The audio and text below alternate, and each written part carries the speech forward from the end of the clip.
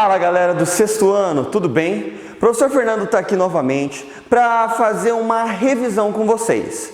Eu sei que no vídeo anterior a gente já fez uma, onde eu falei sobre o que era história, e sobre a pré-história, e agora eu vou revisar outros dois conteúdos para você. Na verdade são vários aqui, por isso que para essa revisão é muito importante que você pegue lá o seu material, o seu livro, o seu caderno, anote ou vá relendo e relembrando aos pouquinhos, tá? É bem rapidinho aqui nesse vídeo, então vai vendo ele aos poucos, vai revisando o seu material aí, ok? Preparado? Então senta direitinho aí onde você tá e presta atenção e vamos lá em 3, 2, 1, já!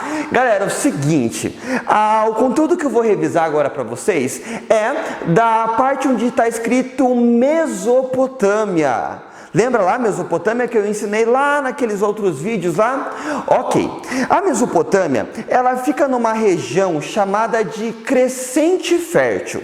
Isso porque as primeiras civilizações, quando elas se desenvolveram próximas a rios.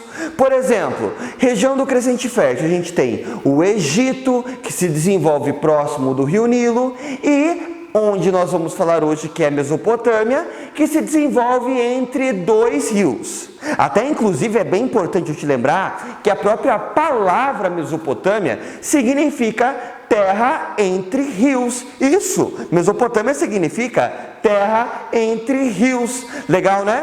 Isso porque ela ficava numa região onde existia o rio Tigre e o rio Eufrates. Rios que são muito importantes para o desenvolvimento das cidades que vão ser criadas ali dentro da Mesopotâmia.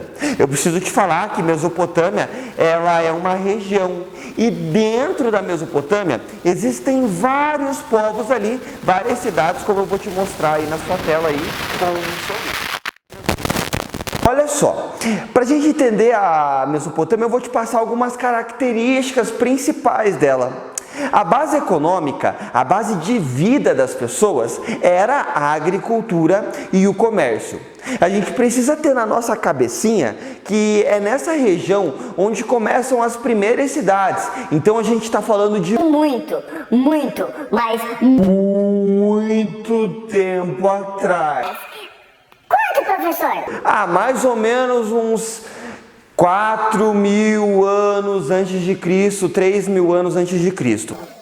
Tudo isso? Sim, tudo isso. Então, tudo está se desenvolvendo, mas vai ser muito importante que em cada dessas cidades, desses povos que vivem na Mesopotâmia, eles se organizam politicamente pela centralização do poder em um rei. É um rei que governa. Esse rei, geralmente, ele é chamado de patesi. Como assim? O que é patesi? É porque ele é um chefe político, ele também tem o controle do exército, mas ele também é um chefe espiritual religioso da população da época. Um chefe religioso, ok? Então é como se ele fosse o representante dos deuses na terra. Por isso que todas as ordens que um patesi passa para os povos da época era muito importante obedecer, porque desobedecer a ele seria como desobedecer a um próprio Deus. Olha só, a gente precisa entender também sobre a religião deles. Te falei que a base econômica é a agricultura e o comércio. Guarda na sua cabeça, base econômica, agricultura e comércio. Se for preciso, escreva aí, tá bom? Bom, a religião deles era politeísta. O que é religião politeísta? São religiões que acreditam em mais de um Deus. Então, poli de vários, teístas de deuses, vários deuses. Guardou bem? Bom, eu preciso te falar mais sobre isso. Dentro dessa região da Mesopotâmia, viveram vários povos, como assírios, caldeus, os babilônicos. E sobre os babilônicos eu preciso te revisar, porque é muito importante você saber. É lá na Babilônia que surge o primeiro código de leis. Primeiro código de leis, todos nós temos leis. Por exemplo, na nossa sociedade brasileira aqui, nós temos um código de lei que diz sobre o trânsito, sobre a vida das pessoas, o que eu posso fazer, o que eu posso deixar de fazer. O primeiro código civil, código de leis, surge lá na Mesopotâmia, criado por um rei chamado Rei Hammurabi. Por isso, esse código de leis ficou conhecido como Código de Hammurabi. Não tem como você esquecer. Olha, Babilônia, Hammurabi, Código de Hammurabi. Ok? Essa lei também pode aparecer nos livros assim para você: olho por olho, dente por dente. Isso porque as penas dessas leis eram bem duras para os crimes cometidos, tá? Então, tudo aquilo que era feito contra você, se fosse julgado por um juiz, a condenação seria semelhante àquilo que você fez contra a pessoa. Por exemplo, se eu fui lá e arranquei um dente seu, ok? Você teria o direito de arrancar um dente meu pela lei do Código de Hammurabi. Por isso que ela se chama olho por olho e dente por dente. Tranquilo? Olha só, vários povos viviam dentro dessa região, que é uma região desértica, e era muito comum esses povos entrarem em conflito. E os povos que eram derrotados nesses conflitos acabavam sendo escravizados pelos povos vencedores. Isso a gente chama de modo de produção asiático, mas é importante você lembrar disso. Para você guardar na sua cabecinha, a pirâmide social lá na Mesopotâmia era assim: tem o rei, depois tem os sacerdotes, porque a religião é muito importante, os militares e escribas, e depois os trabalhadores livres, que são camponeses, artesãos, e no final os escravizados. Guardou isso na sua cabecinha aí, então?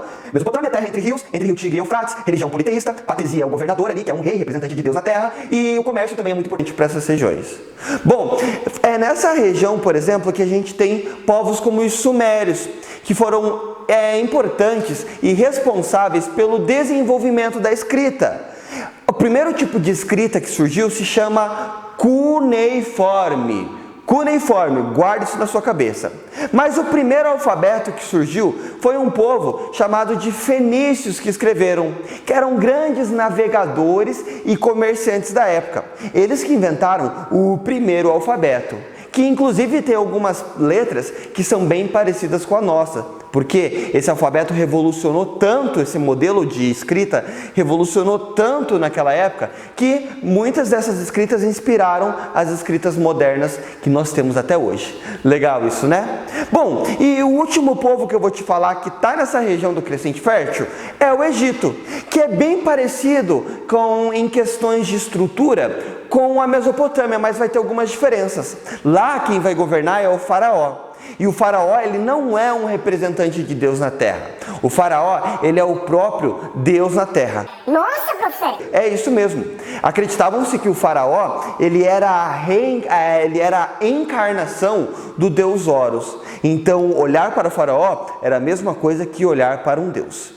A base da vida também no Egito era a agricultura e o comércio. Só que lá eles tinham que respeitar o Rio Nilo, porque o Rio Nilo ele tinha algumas cheias e a baixa dele durante o ano. Olha, de julho até outubro o rio enchia. De outubro para frente, o rio abaixava e eles utilizavam a terra que ficava úmida para plantar. De fevereiro até junho, até um pouquinho antes da cheia, eles colhiam aquilo que eles plantavam e o rio voltava a encher. Importante isso, né? Bom, aqui eu só te falei algumas características, mas dá uma lida no seu livro lá para você relembrar, e esse vídeo aí também foi para matar a saudade que eu tô de vocês. Espero que vocês tenham gostado, vão anotando, vão olhando com calma aí todos os conteúdos, e é isso aí. Valeu, galera!